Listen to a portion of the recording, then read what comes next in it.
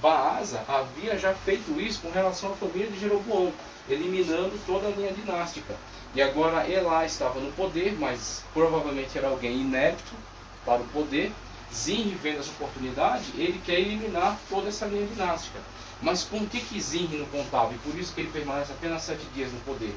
Com esse personagem aqui, que é um personagem muito importante na história de Israel, pelo menos no aspecto político, no aspecto militar. É um personagem muito importante. Elá não estava à frente da guerra, não estava à frente dos batalhões, mas ele colocou alguém muito competente. Ele tinha alguém muito competente, muito capaz, que estava à frente da batalha, que era Onri. Então Onri, nessa época, estava batalhando representativamente ao seu monarca, né? Estava representando o seu monarca, incumbido por ele em relação a isso, batalhando contra os filisteus, que eram uma das forças mais ameaçadoras para Israel naquela época. Então Onri estava à frente das batalhas com os filisteus. E quando ele tem notícias de que Zinri mata Elá e marcha contra a família de Baasa para eliminá-los totalmente, Onri rapidamente interrompe aquela guerra, deixa lá seus oficiais de confiança à frente, né, manterem ali a proteção, não avançam contra os filisteus, mantém estacionado ali o batalhão, e ele avança contra Zinri. Quando ele cerca a cidade de Tirza, né, que era a capital da época, ele cerca a cidade de Tirza, e Zinri incendeia o palácio e morre incendiado lá pelo incêndio que ele mesmo causou no palácio. Zinri, sabendo já da forte retaliação de Onri, ele incendeia o palácio, sabendo que estava cercado, ele incendeia e morre vítima do próprio incêndio. Então, a partir dessa conspiração que há para a derrubada de Elá, eliminação da família de Baasa, estabelecimento do poder com Zinri e a retaliação de Onri em relação a Zinri, a morte dele incendiado no palácio de Tirza, Onri chega ao poder. Então chega ao poder esse que vai ser um dos monarcas mais representativos de Israel. Pena que na perspectiva bíblica, na perspectiva de Deus, é na verdade um dos piores reis, porque foi o rei que abriu as portas para a idolatria entrar de forma institucionalizada em Israel. O que tínhamos? Tínhamos uma idolatria presente em Israel desde a entrada. Aliás, desde antes de entrar, na peregrinação ainda, para entrar na terra, já havia a questão do bezerro de ouro, a retaliação, o pecado de Baal Peor, quando eles caíram em práticas de cultos lascivos, né? E depois, na entrada da terra, o povo sempre em situações em que se consagrava a Deus, depois caíam em pecado, iam sempre nesses altos e baixos, né? Só que o que acontece? Haviam práticas idolátricas disseminadas entre o povo, mas todas desautorizadas, principalmente pelas lideranças. E Deus sempre levantava juízes, levantava homens para tomar a frente e restabelecer a ordem. A partir de Onri, né? A partir de Onri teremos uma manifestação idolátrica de uma característica nova, que é a manifestação do paganismo em Israel institucionalizado. Ou seja, agora a monarquia vai adotar para si as práticas de religião pagã. Eles vão incentivar o paganismo dentro de Israel, e aqueles que se levantam contra essa prática de paganismo vão sofrer retaliações duras por parte da monarquia. Tá certo? Então temos uma nova fase aí em Israel, que é a institucionalização do paganismo, onde Israel vai ir numa decadência moral, uma decadência religiosa, com algumas figuras, alguns personagens que tentam reformas, empreendem reformas, mas não são bem sucedidos, falham nessas reformas. Essa decadência moral se estende até o ano 720, 730, quando então a Síria vem sobre Israel e deporta esse povo, traz um outro povo para habitar naquela terra, e Israel nunca se restaura como um povo, uma nação soberana. Eles se miscigenam no meio das nações e se misturam. Então vemos aí o começo, aqui podemos dizer o começo do fim, porque é esse movimento aqui que vai levar a uma degradação, a uma descaracterização de Israel como uma nação eleita, até o momento em que eles são completamente destruídos. Ok? Então, dentre os feitos de Onri, temos as guerras contra Moab.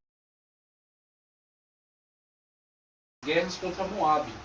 As guerras contra Moab são eventos que trazem muita fama a Onri. As guerras empreendidas contra Moab. Quando o Onri empreende guerras contra Moab e obtém sucesso nessas batalhas, ele consegue despojo de guerra, consegue estabelecer o rei de Moab como seu vassalo, consegue estabelecer sua influência sobre Moab. É construído, depois que Moab consegue reagir a esse poder, passado algum tempo, em que o reino de Israel, a partir de Onri, que havia dominado Moab, estabelecido seu poder, sua influência lá, essa influência, esse poder para os seus descendentes, através da sua linha dinástica. E quando Moab, enfim, consegue se revoltar contra Onri, consegue eliminar essa influência dele lá sobre seu território, é construída comemorativamente uma pedra com uma inscrição descrevendo Onri, descrevendo as batalhas de Israel naquele lugar, o peso que era imposto por Israel ao reino de Moab e, enfim, a libertação da influência desse monarca, deste povo. E essa pedra é conhecida como Pedra Moabita. Era um dos documentos arqueológicos mais importantes para nos falar acerca de Onri, tá certo? Com isso, Onri ganha bastante fama internacional ao descobrir esta Pedra Moabita. Eu vou ler um pouco aqui acerca dela. A Pedra Moabita, ou Estela de Mesa.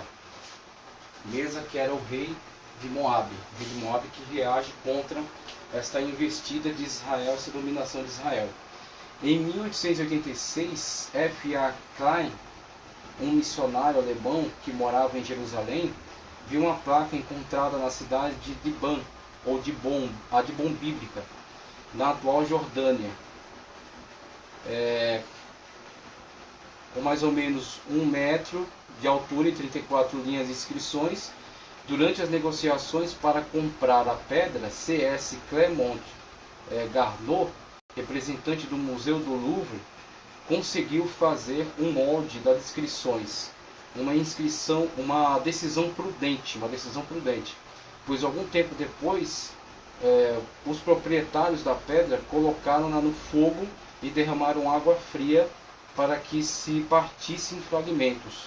Alguns desses fragmentos nunca mais foram encontrados, porém o molde permitiu recuperar o texto parcialmente. Gravada em 830 a.C. por Mesa, rei de Moab, a inscrição na língua moabita, que possui semelhanças com o hebraico, registra o que ela registra. Onri era rei de Israel e oprimiu Moab por muitos dias, linhas 4 e 5. Mesa continua. E Onri tomou posse da terra de Moabe, e viveu nela durante seus dias, e metade dos dias de seu filho, 40 anos, linhas 7 e 8. Por fim, Mesa conseguiu se livrar desse domínio israelita. Ele registra que tomou alguns dos utensílios do Senhor. Tirei de lá os utensílios do Senhor, linhas 17 e 18.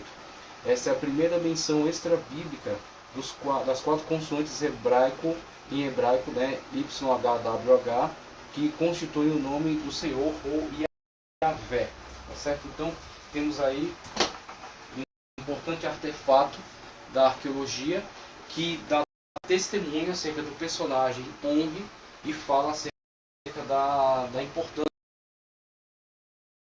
que ele ganha com a influência que ele estabeleceu sobre Moab. Depois o rei Mesa consegue se livrar, né, dessa influência, mas são evidências que mostram a veracidade das narrativas.